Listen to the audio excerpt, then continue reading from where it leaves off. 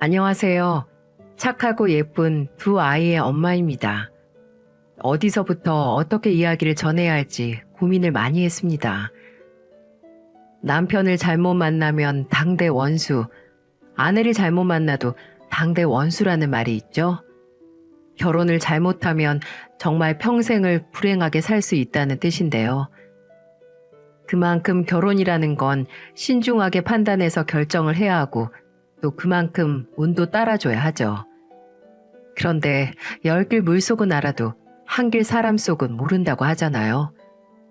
당장 부모님들은 내 속으로 낳은 자식 속도 다 모른다고 하는데 어떻게 생판 처음 만나는 사람의 속까지 다 알아서 결혼을 결정할 수 있겠어요? 다 사랑에 눈 멀고 뭣도 모르고 냅다 결혼을 하는 게 다반사죠. 저는 사람을 잘못 만나서 잘못된 선택은 할 수 있고 내가 선택한 사람이 알고 보니 제대로 된 사람이 아닐 수 있다고 생각합니다. 누구든 실수는 하는 법이니까요. 중요한 건 실수를 인정하고 내 인생의 실수를 만회하기 위해 새로운 선택을 하는 거라고 생각합니다. 저는 한 번에 크나큰 실수를 했고 이 실수를 제대로 잡기 위해 치열한 싸움을 했습니다. 제가 즐겨보는 채널에 이렇게 사연을 보내는 이유는 만일 저와 같은 분들이 계시다면 제 이야기를 듣고 조금의 용기와 응원을 얻어가셨으면 하는 바람입니다. 모든 일은 제가 친구를 따라 한 술자리에 가면서부터 시작이 됐죠. 대학을 졸업하고 공무원 시험을 준비해서 20대 후반에 공무원이 됐습니다. 2년가량 수백 권의 책 속에 파묻혀 공부만 했으니 정말 재미없게 살았죠. 시험 합격 후에 도청으로 발령받고 이제야 잊고 있던 젊은 날의 시간을 되찾으려고 참 많이 놀았습니다. 아무리 힘들어도 틈틈이 취미생활도 하고 친구들과 놀러도 다녔어요. 그렇게 그날도 친구와 함께 술 한잔 기울이고 있는데 이 친구가 갑자기 본인 남자친구를 부른다는 게 아니겠어요? 제가 불편하다고 남자친구 보고 싶으면 나중에 만나라고 하니까 다 생각이 있다면서 본인만 믿으라는 이상한 소리를 하는 게 아니겠어요? 아니나 다를까 알고 보니 친구의 남자친구가 본인 친구를 데려오더군요. 아, 얘가 나 짝을 지어주려고 불렀구나 싶었습니다. 뭐 얘가 나한테 소개시켜주는 사람이면 나쁠 건 없겠다 하는 마음에 저도 적당히 즐기려고 했습니다. 근데 이 사람 느낌이 그냥 가볍게 만날 사람 같지 않더라고요. 저보다는 4살 많은 연상이었는데 자동차 영업사원으로 일한다고 하고 말을 잘해야 하는 직업이라 그런지 어찌나 청산유수인지 유머러스하고 센스도 있어서 정말 대화를 하면 시간 가는 줄 모르겠더라고요. 혜수 씨도 그 영화 좋아해요? 저랑 취향이 똑같네요. 저도 그 감독 작품 중에 그 영화를 제일 좋아해요. 정말요? 저도요. 그럼 원준 씨, 저번 달에 개봉한 영화는 봤어요? 같은 감독인데. 아니요, 아직이요. 뭐지? 이거 같이 영화 보라는 신호인가? 아, 그러네요. 어쩔 수 없네. 같이 봐야겠네요. 주말에 하루 종일 영화를 볼 정도로 영화를 좋아하는 것도 똑같고 취향도 비슷해서 급속도로 가까워졌죠. 그렇게 만난 10개월을 연애를 하다가 결혼을 하게 됐어요. 너무 빨리 했다 싶으시죠? 저도 그렇게 생각합니다. 남편과 결혼을 서두른 이유는 급정거 따윈 없는 속도 위반으로 제가 임신을 해버려서였어요. 하지만 뭐에 쫓기듯 어쩔 수 없이 한 결혼은 아니었습니다. 어쨌든 저희 둘은 결혼 생각이 있었고 그냥 하려던 게 앞당겨졌다고 생각했어요. 물론 신혼생활을 꿈꿀 겨를도 없이 덜컥 아이가 생겨서 불안하긴 했어요. 아무리 이전부터 이 남자 결혼 생각이 있다고 했어도 당장 아이라는 현실적인 문제를 안게 되니 마음이 싱숭생숭하긴 하더군요. 그때 그런 저보다도 임신 소식에 기뻐했던 건 남편이었죠. 혜수야, 나 진짜 너무 기뻐. 빨리 혜수 남편이 되고 싶기도 했지만 아빠도 되고 싶었거든. 아무 걱정 마. 낳으면 내가 다 키울게. 우리 회사 남자도 육아휴직 잘 되어 있는 거 알지? 아, 딸일까 아들일까 너무 궁금하다. 뭐든 건강하게만 태어났으면 좋겠어. 뭐 먹고 싶은 건 없어?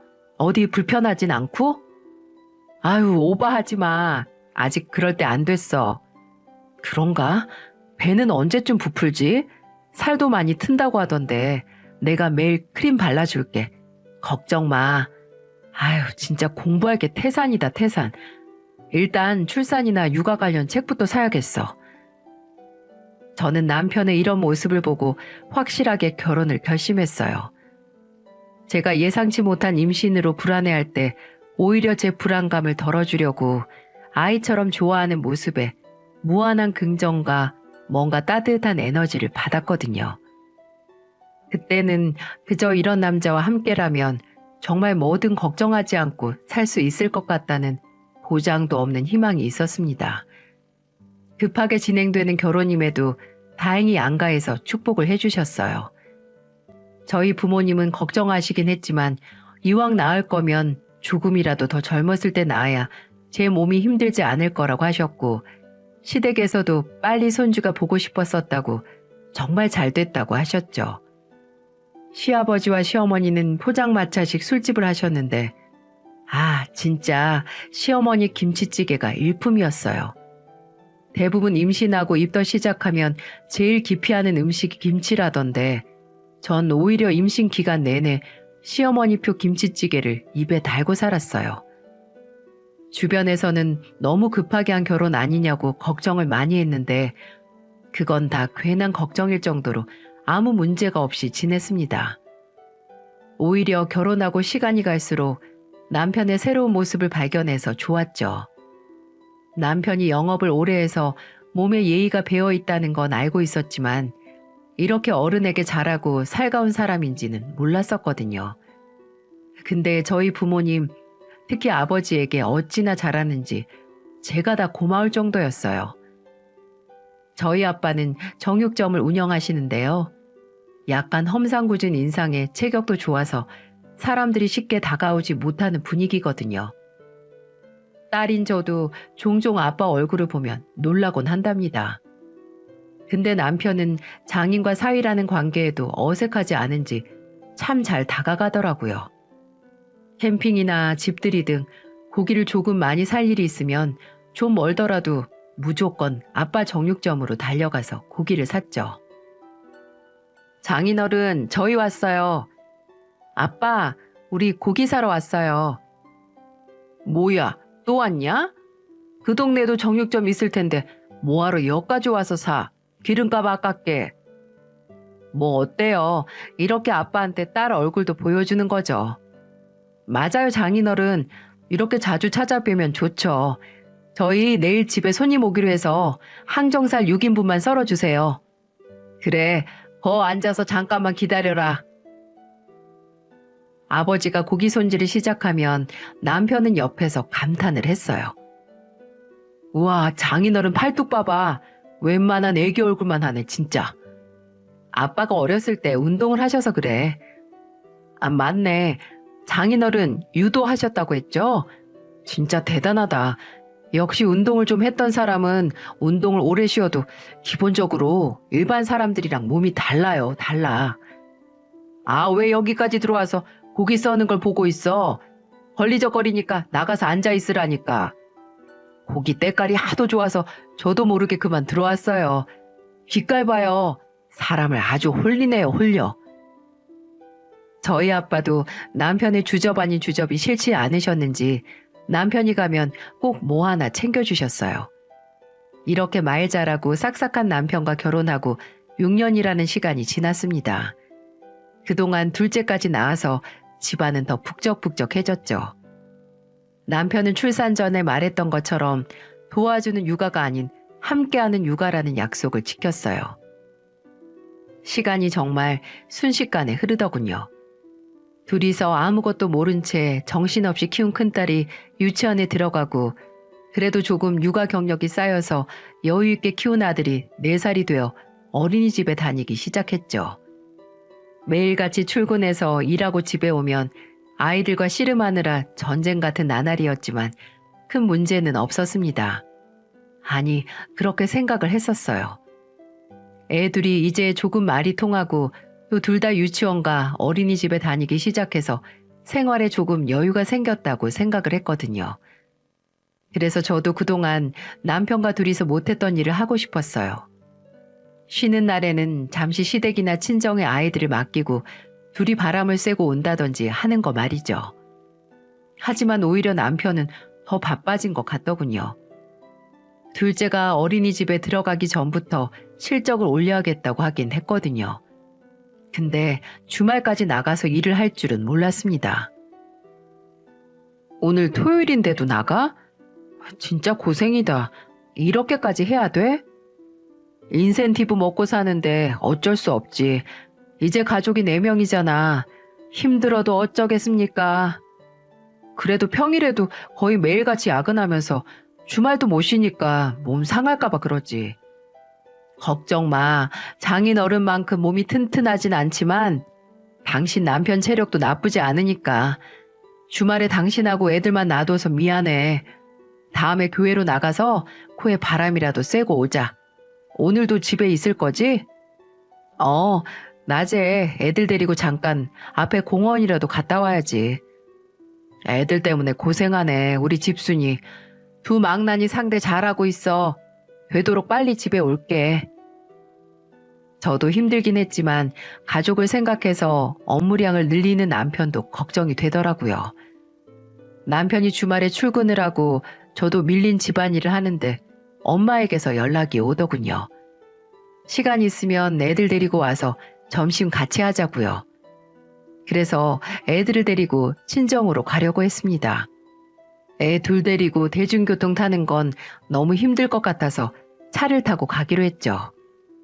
남편은 평소 회사에서 법인으로 영업용 차량이 있어서 회사 갈 때는 그걸 쓰거든요. 보험 문제랑 키로수로 유류비나 톨비가 지원이 되니까요.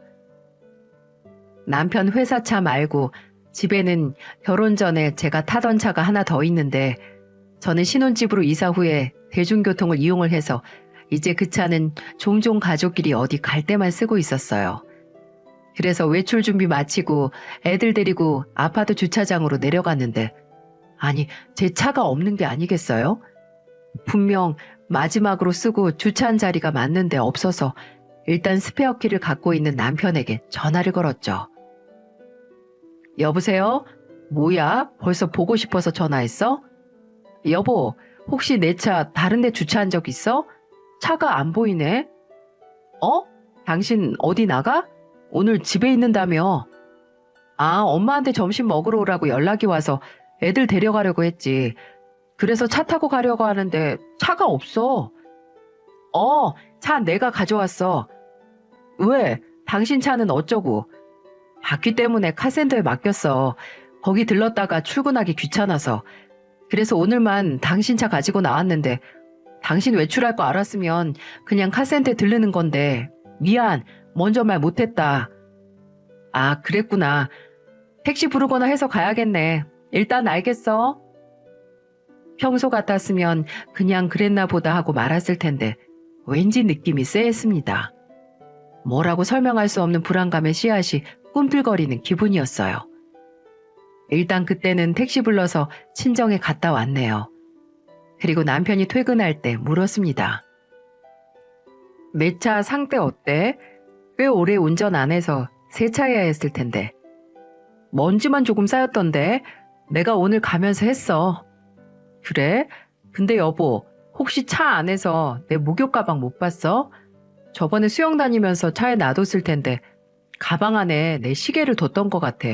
몇 달째 안 보이네? 못 본 것 같은데? 말 나온 김에 내가 내려가서 확인해 봐야겠다. 또 까먹을라. 내가 갔다 올게. 당신 벌써 잠옷 입었으면서 뭐하러 나가. 나 씻기 전이니까 내가 갔다 올게. 목욕 가방이라고 했지? 어쩐지 허둥지둥하는 모습에 심장이 조금 주저앉았어요.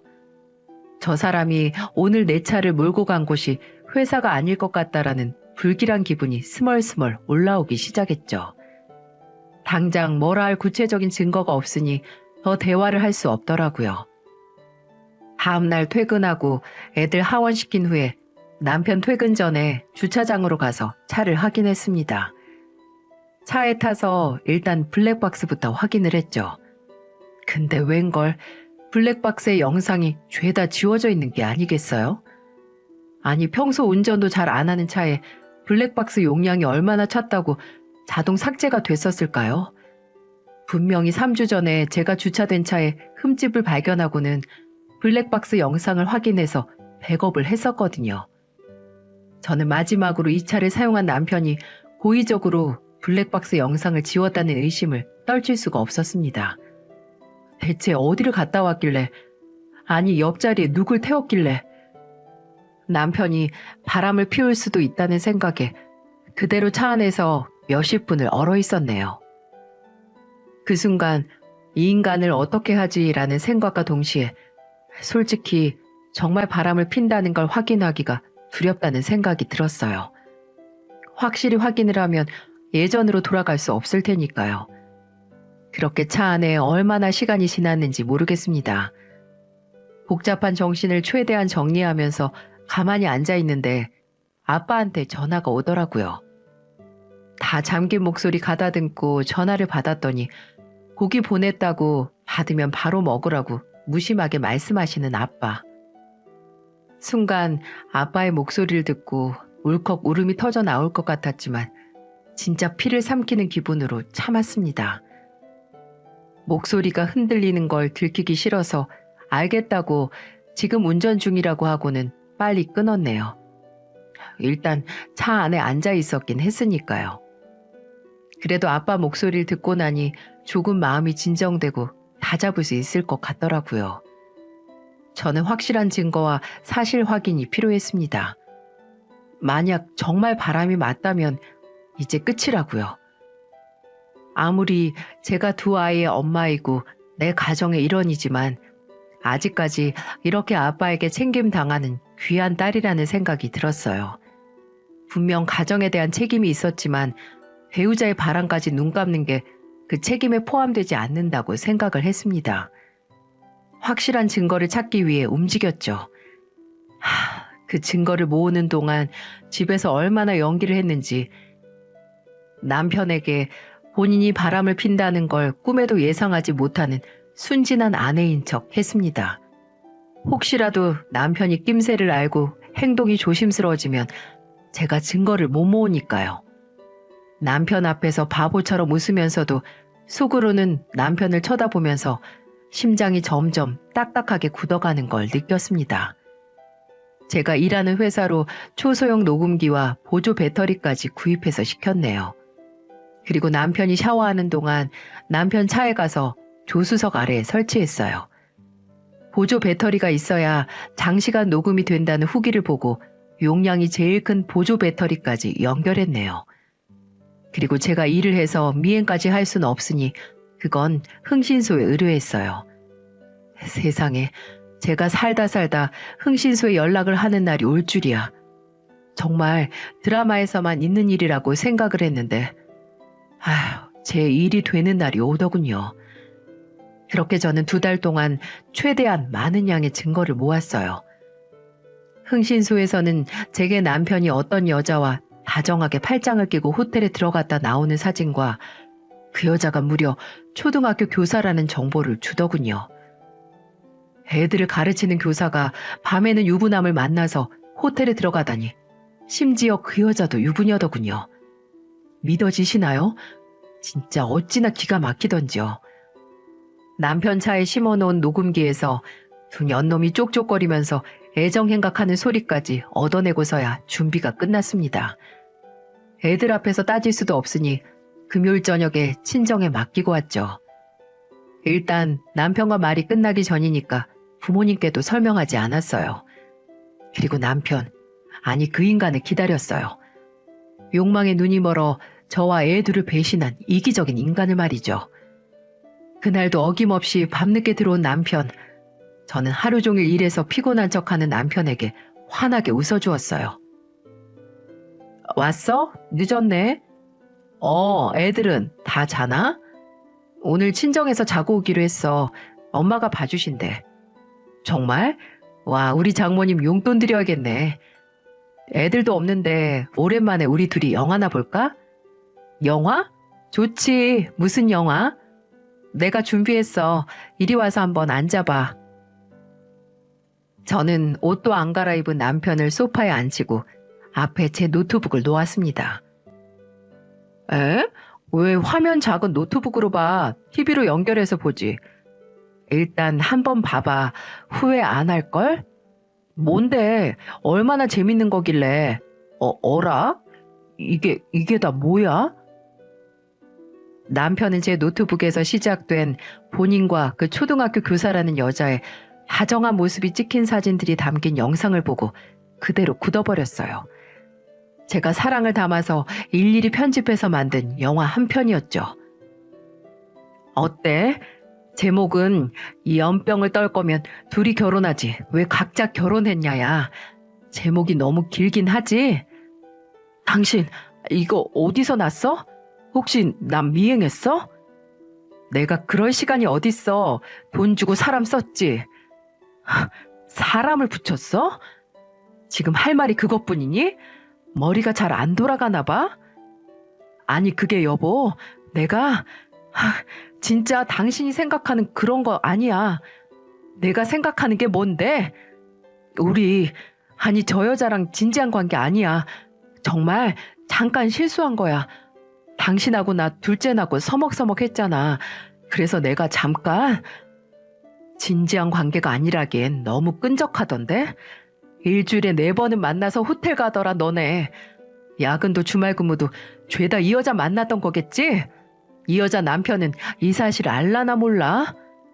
너 이 사람 뒷조사까지 했어? 뭐하러 그런 짓을 해? 그냥 내가 정리하면 되는데. 언성 높이지 마. 당신 지금 그럴 주제 못 돼. 그리고 그래 정리하면 되지. 근데 그쪽이 아니라 나랑. 뭐? 지금 설마 헤어지자고? 지금 이혼하자고 말하는 거야? 그럼 다른 데서 몸 굴리고 와놓고 나더러 계속 당신 얼굴 보고 살라고? 내가 그 정도로 비위가 좋지 못해서. 너 말 조심해. 그리고 어떻게 이렇게 쉽게 이혼 얘기를 꺼내? 우리 애가 둘이야. 너 애들 생각은 안 해? 그럼 당신은 어쩜 그렇게 쉽게 다른 여자랑 놀아나? 그 여자랑 만나면서 애들 생각은 조금이라도 안 났어? 그래, 내가 잘못했어. 근데 이혼은 안 돼. 이혼이 무슨 장난이야? 결혼은 무슨 장난이니? 상대방한테 질리면 여기저기 아무나랑 놀고 다니는 게 재미삼아서 하는 건 줄 알아? 됐고, 난 이혼 못해. 아니, 안 해. 그래, 당신이 그 유부녀랑 바람 피우고 다닐 동안 일해서 돈 벌고 애들도 봐주는 나 같은 사람 놓치기 싫겠지. 근데 어쩌냐? 난 그 정도로 머저리가 아닌데? 너 나랑 헤어지고 싶으면 집이랑 애들 두고 네 몸만 나가. 먼저 헤어지자는 사람이 나가서 살아야지. 미쳤니? 당신 지금 두 손으로 싹싹 빌어도 나 애들 단독 양육권 신청하고 재산 분할까지 해서 이 집 받을 거야. 근데 뭐? 내 몸만 나가라? 당신 지금 당신 처지가 파악이 안 돼? 그래서 내가 이혼하기 싫다고 하잖아. 당신이 나 한 번만 봐주면 나도 당신도 또 애들도 이혼이라는 상처 안 받을 수 있는데 너무 이기적인 거 아니냐고. 내가 미치겠네. 누가 누구더러 이기적이라고 하는 거야? 길 가는 사람 붙잡고 물어봐. 지금 누가 이기적인 건지. 심지어 당신 엄마도 당신이 이기적이라고 할걸? 웃기는 소리 하지 마. 지금 가정을 지키려고 하는 건 나라고, 나. 가정을 그렇게 지키고 싶어 하신 분이 다른 여자랑 매일 호텔 가서 놀았니? 참나 진짜 현실 파악을 못하네. 잠깐 기다려봐.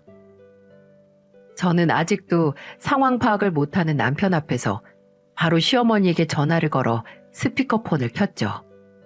어디 본인 어머니가 이 사실을 다 알고 크게 노하는 걸 듣는다면 좀 정신을 차리고 저 입을 다물지 않을까 싶었어요. 어머니께 한번 여쭤보자. 바람핀 남편과 그거 알고 이혼하자고 하는 아내 중에 누가 더 이기적인지. 야, 너 전화 안 끊어? 소리 지르지 말랬지. 진짜 주제 파악 못한. 네, 여보세요? 어머님, 가게 마감하셨어요? 지금 들어왔다. 근데 이 밤에 무슨 일이야? 무슨 일 있니? 어머님, 원준 씨 바람 폈어요. 그것도 유부녀 하고요. 뭐?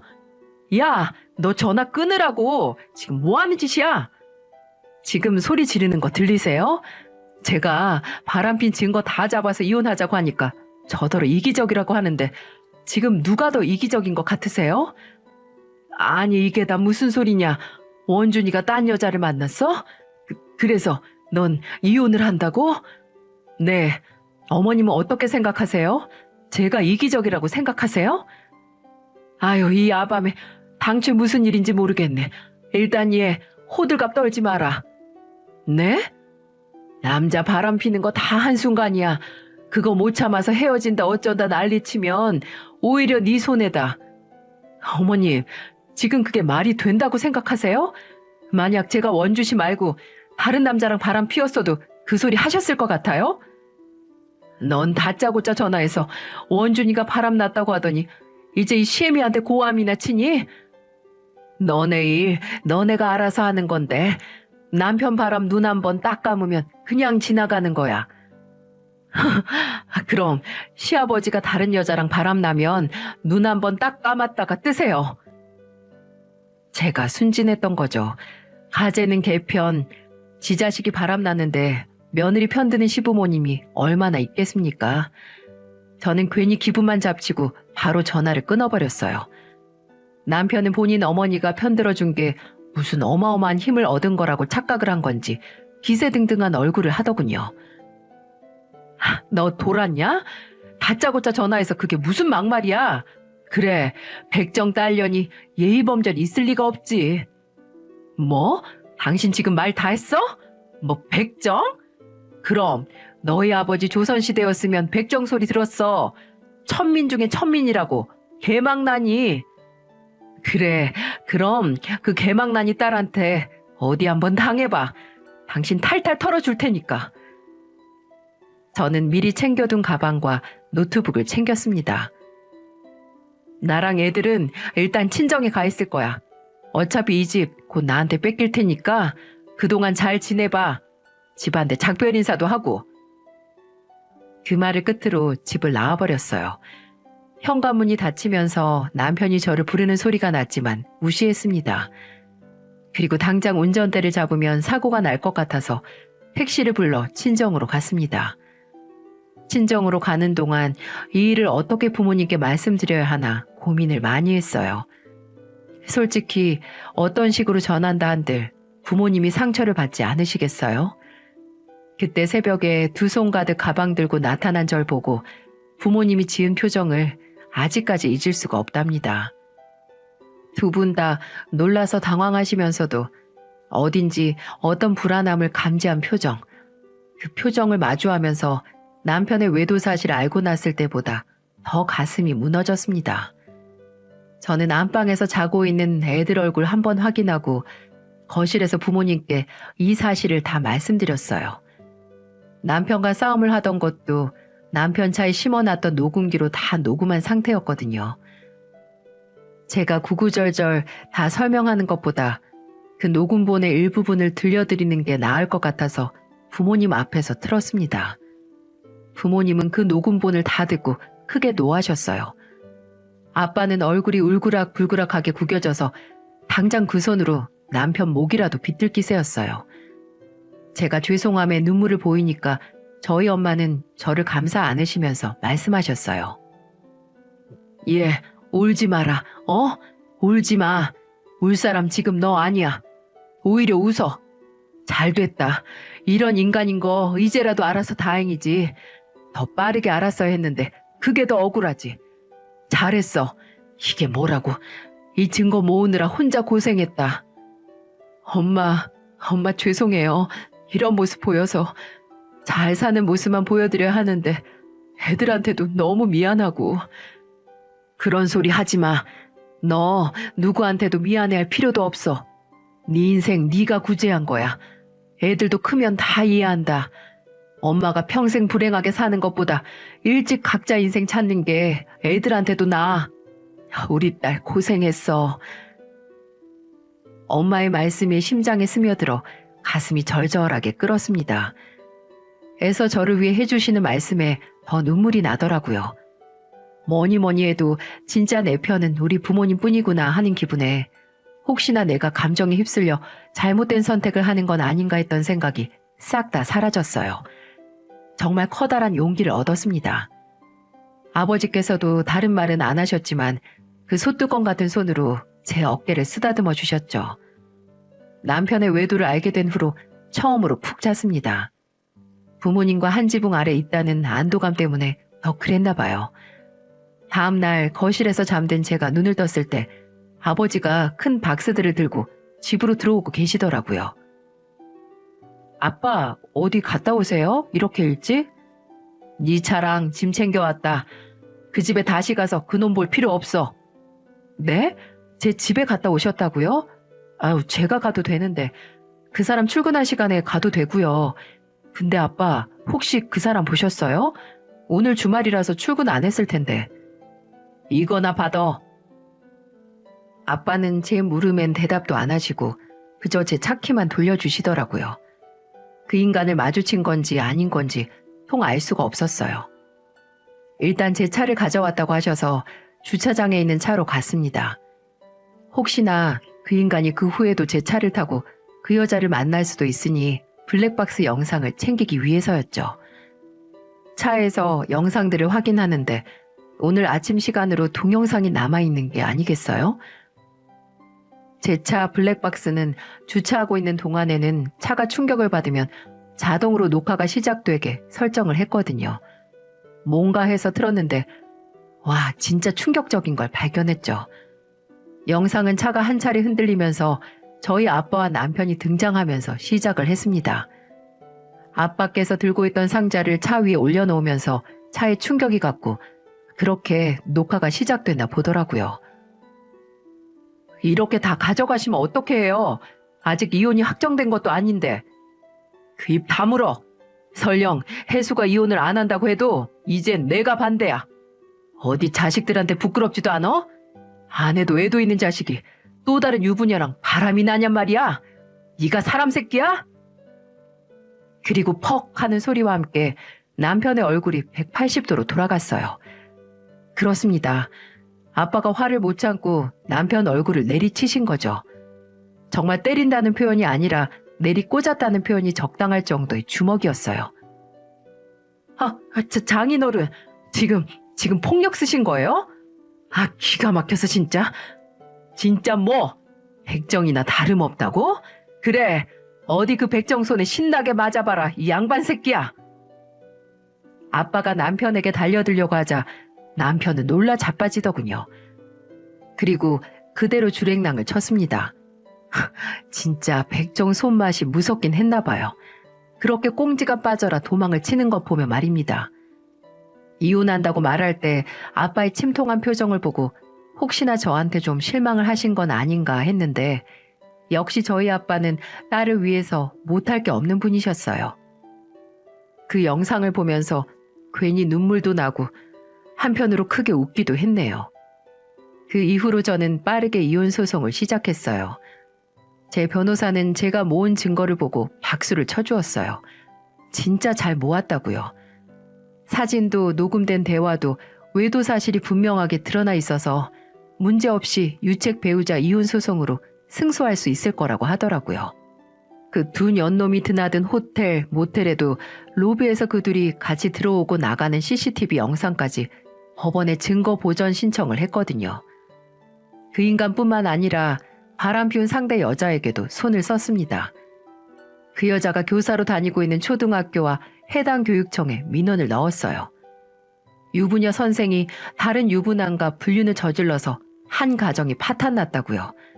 그런 인간에게 우리 아이들을 맡길 수 없다고요. 그걸로 분이 안 풀려서 그 초등학교 맘 카페에도 글을 올렸습니다. 민원은 학교에서 무시하면 그만이지만 그 여자 다니는 학교가 사립이라서 학부모님의 입김이 확실할 것 같다고 생각을 했거든요.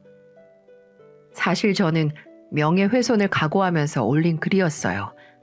지 잘못 모르고 저를 찾아내 고소한들 저도 상간녀 소송을 걸 계획이었으니 잃을 게 없다고 생각을 했어요. 이후 그 맘카페에서 그 상간녀라는 선생이 불륜 사실을 안 학부모들과 학교의 압박을 못 이겨서 그만뒀다는 소문이 돌았죠.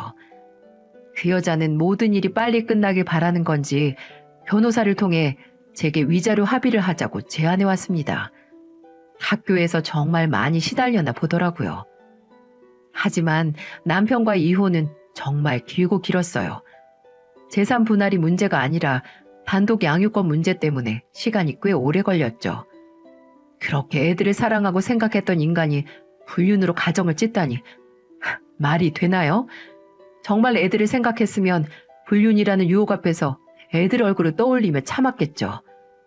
심지어 이혼 소송 내내 저를 찾아왔더군요. 저희 아빠가 무서워서 친정까지는 못 찾아오고 제가 일하는 도청 앞에서 기다리고 있더라고요. 저를 발견하고 차에서 내려 버선발로 뛰어와 빌기도 했죠. 여보, 내 말 좀 들어봐. 나 그 여자랑 진짜 끝났어. 당신이랑 애들 생각해서 그 여자랑 끝냈다고. 헛소리 하지 마. 당신 그 여자 남편한테 상간남 소송 당했다며? 내 변호사한테 다 들었어. 근데 무슨 날 생각해서 헤어진다고 해? 소송당해서 무서우니까 헤어졌지. 소송, 그건 맞는데 나 정말 당신 생각해서 마음 돌린 거야. 나 아직도 당신밖에 없어. 진짜라니까. 애들 생각해서 나 한 번만 제발 믿어줘. 상간남아 잘 가. 그리고 상간남 목소리 듣기도 싫으니까 변호사 통해서 말해. 이후로 저는 무시로 대응했지만 눈물겨운 남편의 쇼는 계속됐어요. 문자로 전화로 직접 찾아오면서 저를 설득하고 회유하고 나중에는 협박까지 했죠. 물론 저는 남편이 나타나기만 하면 녹음기를 꺼내서 그 내용도 모조리 녹음을 했어요. 너 진짜 나랑 헤어지고 후회 안 할 자신 있어? 너 혼자 애들 데려가서 키울 자신 있냐고. 있어. 나 능력도 있고 당신한테 양육비도 꼬박꼬박 받아서 애들 잘 키울 거야. 애들한테도 바람 펴서 가정 버린 아빠 필요 없고. 정말 이렇게 헤어진다고? 말이 돼? 진짜 너 뭘 믿고 이러는 건지 모르겠는데 계속 건방 떨면 진짜 후회하는 수가 있어? 너나 주제 파악하고 방구석에서 혼자 후회해. 나는 이미 당신 만난 그 순간부터 후회했으니까. 그리고 백정한테 맞고 그 딸 손에도 맞기 싫으면 2번 다시 내 눈에 띄지 마. 지금 후회하는 게 누군데 누가 누구한테 후회할 거라고 하는지 헛웃음이 다 나더라고요. 도저히 저를 혼자 설득할 수 없다고 생각을 했는지 나중에는 시어머니에게서도 전화가 오곤 했습니다. 지금 제 남편 매일 일도 안 나가고 시댁 포차에서 술 먹고 있다고요. 한 번만 눈 감고 사람 인생 구제해달라고 우는 소리를 하시더라고요. 저는 그저 그런 시어머니에게 눈 딱 감고 모른 척하라는 말만 하고 끊었네요. 그 인간 일을 그만둔 건지 잘린 건지 모르겠지만 그 꼴 보는 시어머니 속이 말이 아닐 거라는 건 확실했죠. 지금은 다행히 이혼 소송에서도 승소해서 친정에서 부모님과 아이들과 함께 생활하고 있습니다. 제 몫의 위자료도 톡톡히 받았고 아이들에 대한 단독 양육권도 가져왔네요. 정말이지 진짜 질기고도 추잡한 싸움이었어요. 그저 지금은 한 번의 잘못된 선택에 대한 책임을 지었다고 생각을 합니다. 솔직히 그 인간 바람을 알고 난 후에 생각을 해본 적이 있었어요. 만약 내가 모른 척한다면 남편이 그 여자랑 헤어지고 나한테 다시 온다면 나는 그 상태로 살 수 있었을까 하고요. 하지만 눈 가리고 귀 막고 입 막고 계속 그 인간 옆에 있는 것보다 지금 30 후반에 이혼한 두 아이의 싱글맘이 비교할 수도 없이 속이 편할 거라는 생각이 들어요. 모두 저를 믿어주고 용기를 준 가족들 덕분이겠죠. 전화 위복이라는 말이 있죠. 딱 지금 저의 상태를 대변할 수 있는 말입니다. 분명 그 인간의 외도와 이혼은 여러모로 제게 화였지만 지금이 그 화를 이겨내고 이루 말할 수 없는 긍정적인 효과를 받았으니까요. 이혼을 선택하면서 저는 제 인생의 전환점을 맞이해서 완전한 주도권과 자기 통제를 할 수 있는 힘을 얻었답니다. 혹시라도 당장 눈앞에 제가 겪어온 것과 같은 큰 선택을 앞둔 분들, 단 한순간만 생각을 해보세요. 나를 소중하게 여긴 사람들의 얼굴과 내 자신이 무엇을 선택해야 행복할 수 있을지를요. 인생은 순간순간 모두 크고 작은 선택으로 이루어져 있고 그 선택을 하고 그 선택에 영향을 받는 건 모두 나라는 것을요. 그리고 무엇을 선택하든 그것에 책임을 지고 언제나 나라는 내 편이 곁에 있다는 걸요. 분명 가족과 사랑하는 사람들의 응원이 힘이 되는 건 사실이지만 내 자신의 확신이 없다면 앞으로 나아갈 수도 없을 테니까요. 어느 길로 가든 나 자신은 내 편이 되어야 한다고 생각합니다. 제 긴 이야기를 들어주신 분들 모두 나 자신을 믿고 응원하면서 순간의 선택에 최선을 다하시길 바랍니다. 모두들 행복하세요.